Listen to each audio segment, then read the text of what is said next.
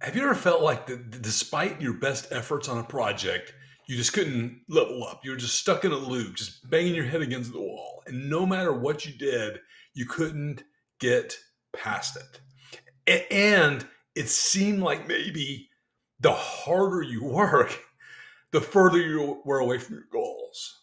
I don't know about you, but I have certainly been there and I've learned a lot from that. I learned that the challenge was not working harder.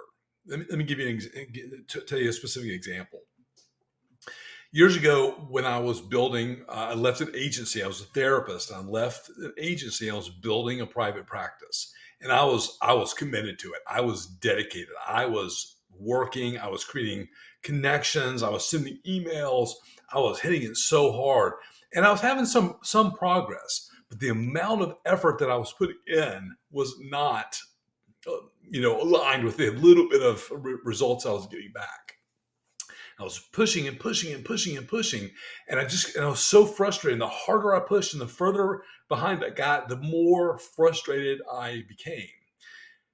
And then I discovered something. Somebody told me something. I read it in a book, or maybe it was something I'd read a bunch of times, been told a bunch of times, and it finally made sense to me. I figured out that working harder was actually slowing me down. So here's what I did. I took a break. I learned to slow down. I learned to be really, really intentional. I took a close look at what I was doing, how I was doing it, when I was doing it, and why I was doing it. And I started taking some things off my calendar. And then I got really comfortable with experimenting, just trying different things and not being connected to the meaning of them and the outcomes of them. And what I discovered over time was that slowing down, taking care of myself, getting regular exercise, spending time in quiet contemplation, meditation, reading some helpful books, not from a place of push, push, push, but from a place of taking care of myself. And when I did that, when I really committed to doing that, there was a shift inside of me. And there was a calmness and a quiet. And I started creating from there rather than from fear and emotion. It was the switch. It was the hump I got over to where after that, it wasn't all butterflies and rainbows, but I was on the track at that point. And the work that I was doing, the hard work I was doing, became that much more effective. So here are a couple of my big takeaways from that time. First of all, well-being and like self-care is not a luxury. In fact, it's a necessity for leaders. It improves your decision making, it fosters creativity, and most importantly, it creates resiliency. All those things are important. The creativity is super, super important because without creativity, we cannot really build the cultures and the businesses that we want to build, or the organization, or the team, or the church, or the political organization, or the nonprofit, or whatever it is we're trying to build. The creativity is important, and creativity only exists in slowness and quiet. Creativity never exists at 100 miles an hour. So the second thing is mental health is no different than physical health. Just like if you had if you were a runner and you pulled your hamstring or broke your ankle, you wouldn't keep running, or I hope you wouldn't. Mental health is no different. You can't lead effectively when your mind is cluttered and you have a lot of powerful emotion and you're in this place of fear and reaction. It's just like the runner who has to take a break from running and slow down for a minute to heal their injury.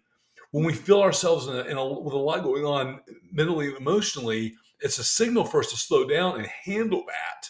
I'm not talking about stopping forever. I'm talking about slowing down for a moment to handle what's going on emotionally and mentally, and then return to work. The third takeaway is that is about mindfulness and quiet internal work.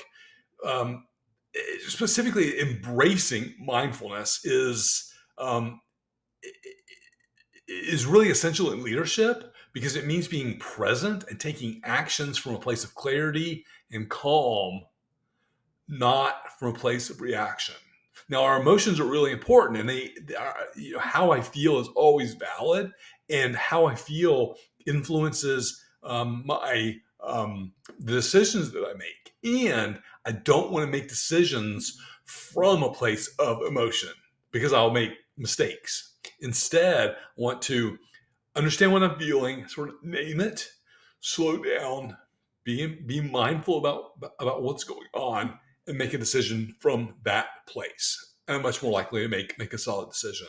The fourth takeaway is that stress management is not about avoiding stress. That's impossible. It's about learning how to respond to stress in a healthy way. I would even say embracing stress. Back in Psychology 101, if you took a psych class in college for your social science elective, or maybe you took more than that, you learned about two types of stress: distress and eustress. That's EUSTRESS. Distress is what we normally think about when we think about stress. It's like the job is hard, the partner is bad, the money is short, and like that's distress. There's also another type of stress called eustress, and that's like I'm getting married, or like there's really fun, exciting thing going on, but it's still causing me a lot of emotion, a lot of stress. That's eustress. And that's actually very, very useful. If I can look at stress as or like the somatic, the physical experience of stress, if I can learn to say, no, that's not bad, but learn to question like, okay, what can I do that, and how can I use that to move me forward? Then we can quote manage stress in a way that actually makes it a very, very powerful tool. The fifth takeaway is building resilience is key. Very, very important. It's not about avoiding failure, but embracing it, learning from it, and using it as a stepping stone for success. There's a quote that I love. I think it was Henry Ford said, "Show me a man who's not making mistakes, and I will show you a man who's not working on hard enough or interesting enough problems." Right? I summarized that a little bit, but yeah, it's like it's like a couple that says we never ever fight. Maybe you should, right? I never make mistakes. Like, well, maybe you need to work on some more challenging stuff and make mistakes, because that in those mistakes is where the really deep and powerful learning comes from.